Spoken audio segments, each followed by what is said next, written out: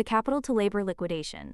Microsoft and Meta are currently spending $10 million every hour on silicon while firing 100 engineers every day. This is not a market correction or a sign of weakness. It is a violent pivot where human salary lines are being liquidated to fund the most expensive infrastructure build in human history. The balance sheet is shifting from payroll to power grids, and the specific hardware driving this shift reveals why humans are losing the budget war.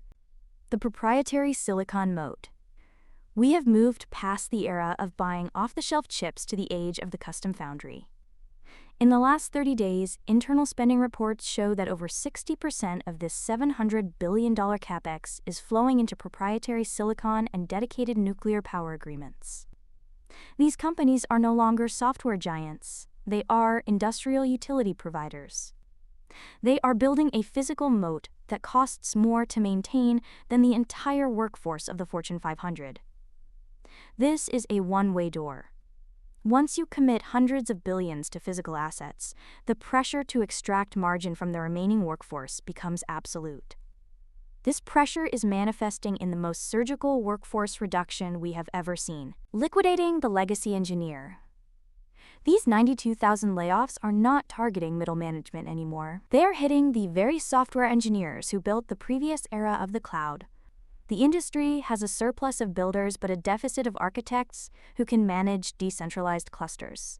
We are seeing a talent liquidation event to offset the skyrocketing cost of electricity and liquid cooling. But the math behind these cuts hides a brutal reality about corporate margins. The efficiency ratio trap. Investors are no longer rewarding growth, they are rewarding the efficiency ratio. For every dollar spent on a server, the market expects a corresponding reduction in the cost of human labor. It is a zero-sum game on the income statement. If a company wants to maintain its stock price while spending $50 billion a quarter on data centers, it must find that cash in the operations column. This has created a cannibalization cycle. The machines are literally being paid for by the salaries of the people who used to run the company.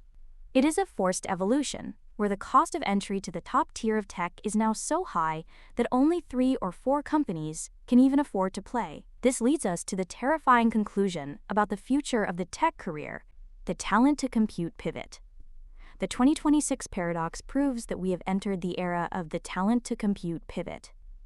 The facts from the silicon spending and the targeted layoffs show that big tech has decided that compute is a more reliable asset than human capital. This means the individual contributor is no longer the primary value driver for a trillion-dollar company. Instead, value is derived from the scale of the proprietary model and the energy grid supporting it. For the professional, this means your value is no longer tied to what you can build, but how much compute you can effectively direct. We are moving from a world of labor-intensive software to capital-intensive intelligence. This shift is permanent. Watch the upcoming Q2 earnings calls for any mention of revenue per watt. That is the new metric that will determine who gets hired and who gets cut in the next 18 months. Subscribe for more.